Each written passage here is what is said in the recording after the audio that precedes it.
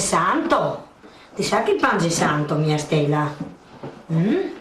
C'è la signora che prepara il pane, tenendo lontana dalla madre la nipote Carolina che oggi compie 2 anni ed è venuta a trovare i nonni da Piacenza. Il pane è fresco e sempre, secondo tradizione, si lavorano le carni nella stanza del forno.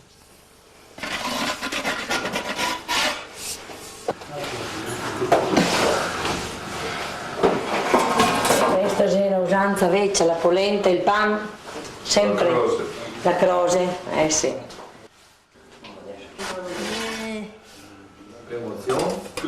No.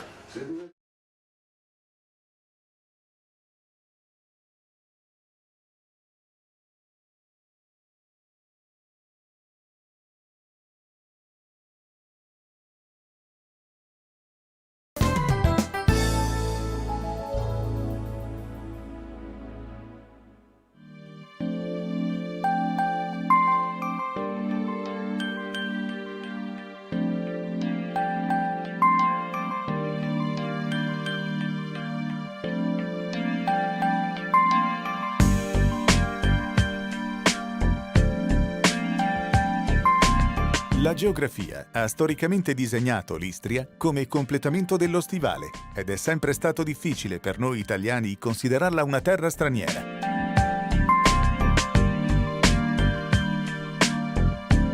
L'ingresso nella Unione Europea della Croazia, nazione che racchiude al suo interno la gran parte della penisola istriana, fa percepire ancora di più questa terra come una regione vicina a noi. La dogana al confine con la Slovenia è rimasta oggi l'unica barriera da superare per raggiungerla. Ed è da qui che inizia il nostro viaggio alla scoperta dei sapori dell'Istria. Poco al di là di questo confine si trova l'hotel nel quale siamo ospitati e che sarà la base del nostro viaggio. Il lussuoso ed elegante Kempinski Adriatic è un'oasi di benessere che fa percepire immediatamente che al suo interno tutto è stato pensato per far sentire a proprio agio gli ospiti. È difficile esprimere con le parole la cordialità e la professionalità delle persone che lavorano al suo interno. Molto più facile far parlare le immagini per descrivere questa magnifica oasi di benessere affacciata sull'Adriatico.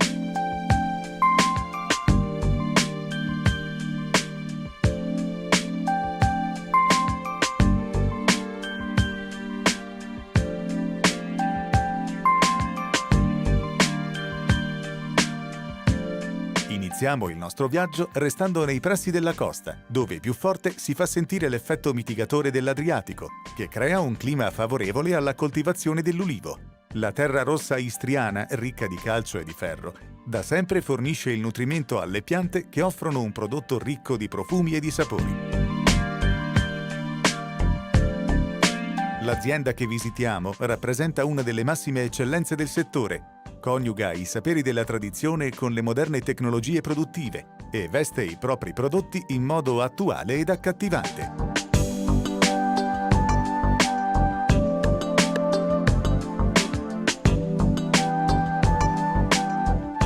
Questa azienda è stata fatta da mio papà nel 94, però è un progetto che mio padre aveva già da molto tempo.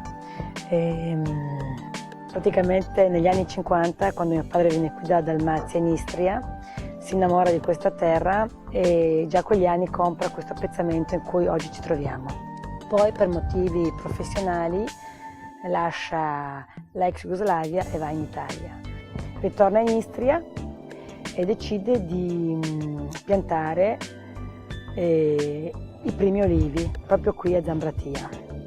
E poi attorno nel 2000 riesce ad acquistare un altro terreno dove pianta tra il 2000 e il 2003 altre 23.000 piante. Inizia producendo 600 litri, 1000 litri, 3000 litri, 5000 litri e poi l'anno in cui la produzione aumenta, quando produciamo 10.000 litri, 15.000 litri, lui purtroppo si ammala. E da lì subentro io.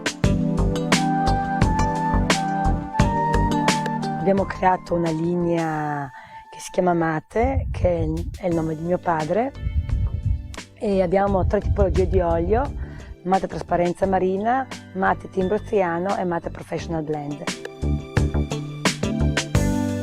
L'olio istriano è il compagno ideale di 1000 piatti, ma trova ovviamente un grande abbinamento con il pescato che arricchisce le tavole della penisola. In particolare, nel mare antistante, la pesca alla sogliola regala un prodotto fra i più apprezzati di tutto il Mediterraneo.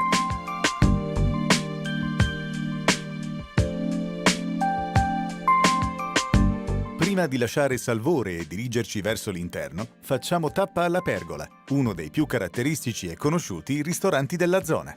L'atmosfera familiare che si respira al suo interno è resa ancor più calda dalla affabile gentilezza di Fabrizio, chef e patron del locale istriano, al quale chiediamo di descriverci in poche parole la sua cucina. Abbiamo aperto praticamente io e mio papà nel 96 in questa trattoria con un menù più turistico. Poi negli anni ci siamo un po' deciso di cambiare un po' il stile.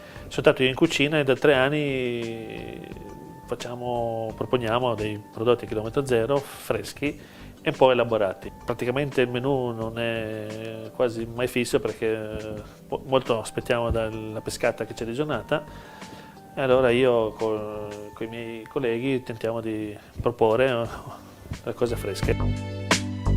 Nel menù del nostro pranzo il pesce la fa da padrone ed apprezziamo di buon grado anche le infinite sfumature delle malvasie che lo accompagnano.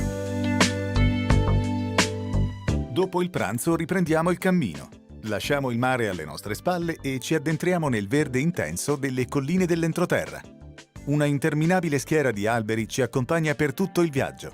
Questi erano i migliori boschi della Serenissima, che qui veniva ad approvvigionarsi del legno per i suoi cantieri navali.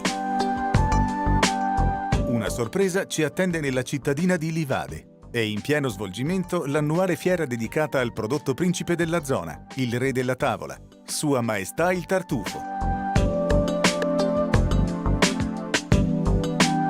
Questo piccolo centro dell'entroterra istriano, famoso per essere una delle capitali mondiali del tartufo, attrae turisti dai 5 continenti, che qui vengono ad assaporare ed acquistare il prezioso tubero. Lo spettacolo è stupendo. Raccoglitori e commercianti espongono i loro gioielli all'ammirazione del pubblico, mentre un gruppo di cuoche propone agli ospiti dei ravioli dall'aroma inconfondibile. Proseguiamo il nostro viaggio per andare a conoscere da vicino dove nasce la malvasia che abbiamo gustato alla Pergola e ci troviamo di fronte ad una moderna cantina che si sviluppa per gran parte della sua estensione sotto una collina ricoperta da boschi e vigneti.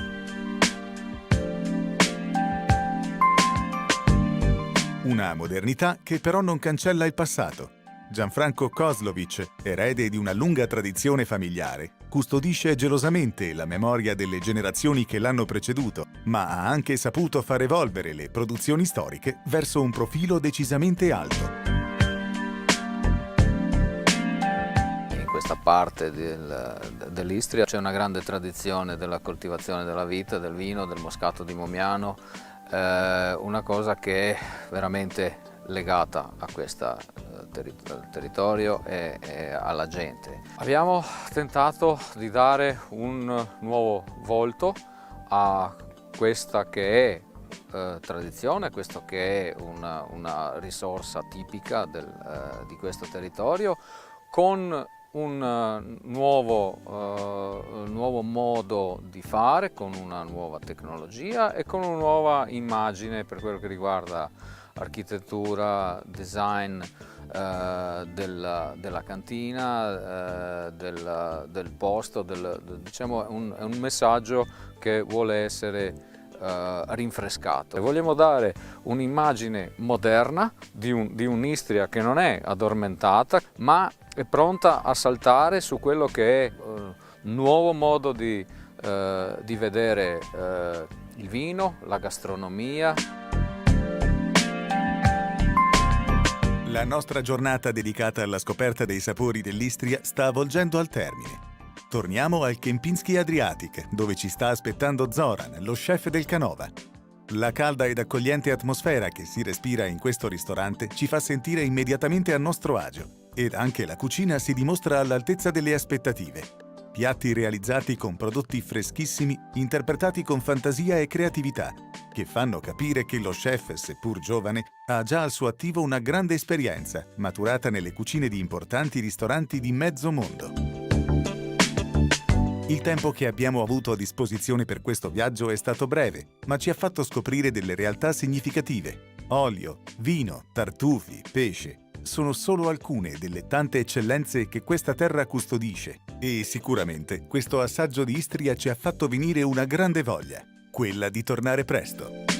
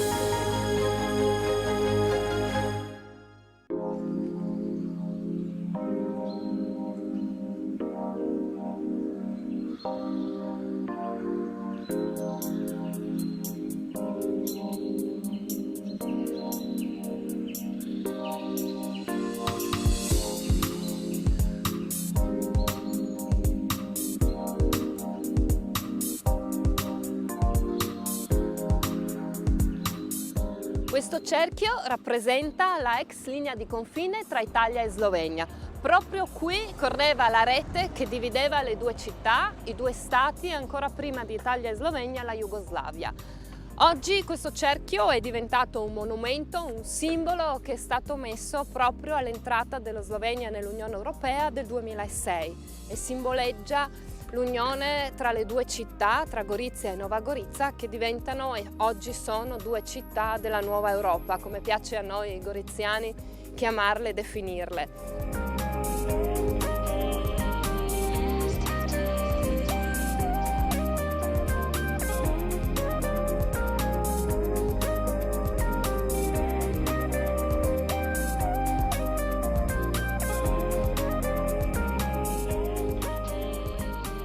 Al di là della storia, perché io penso che Gorizia sarà sempre una città di confine.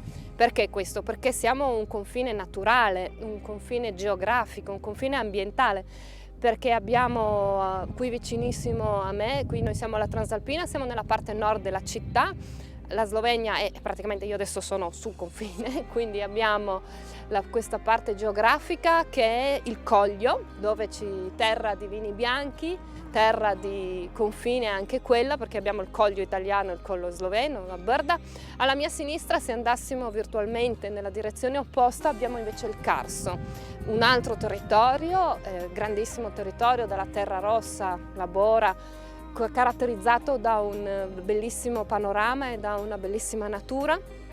E tra questi due ambienti naturali così forti e così potenti scorre l'Isonzo. Isonzo, un fiume che ovviamente lega la Slovenia con l'Italia perché nasce la sua sorgente in Val Trenta, nelle Alpi Giulie, per arrivare fino a sfociare nell'Adriatico, all'isola della Cona, a Grado, un altro territorio, la laguna importantissima di questo territorio.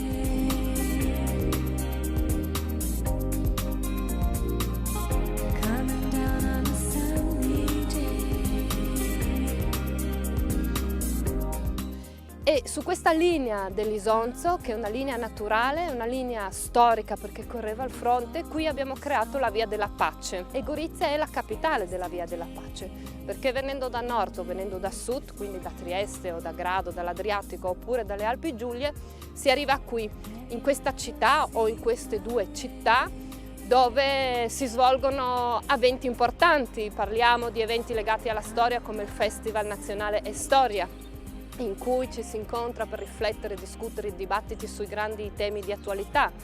Qui c'è Gusti di Frontiera, un'altra kermesse importantissima per il nostro territorio legata all'enogastronomia, dove si vuole valorizzare, diciamo, il prodotto locale. Questa è un'altra dei nostri punti forti. Abbiamo un bel paesaggio, abbiamo un bel ambiente perché, devo dire, non abbiamo industria pesante, quindi industria che inquina la terra, il suolo, l'aria o l'acqua. Questo vuol dire che i prodotti sono di qualità perché l'ambiente è sano, un'agricoltura che ci permette di coltivare, di proporre prodotti tipici, quindi una ristorazione di qualità con grande tradizione culinaria che riflette di nuovo la nostra identità, una tradizione culinaria che recepisce le suggestioni della cucina slava, della cucina ungherese, della cucina austriaca, della cucina italiana, e queste suggestioni creano un mix unico molto interessante.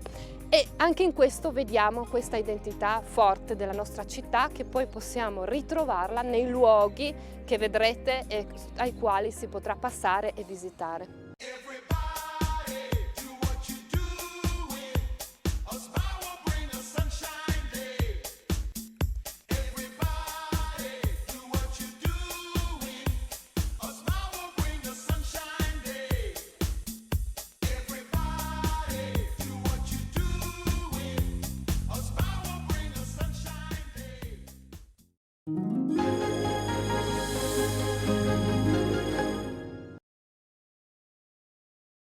Io sono un viaggio dove ogni avventura è vicina.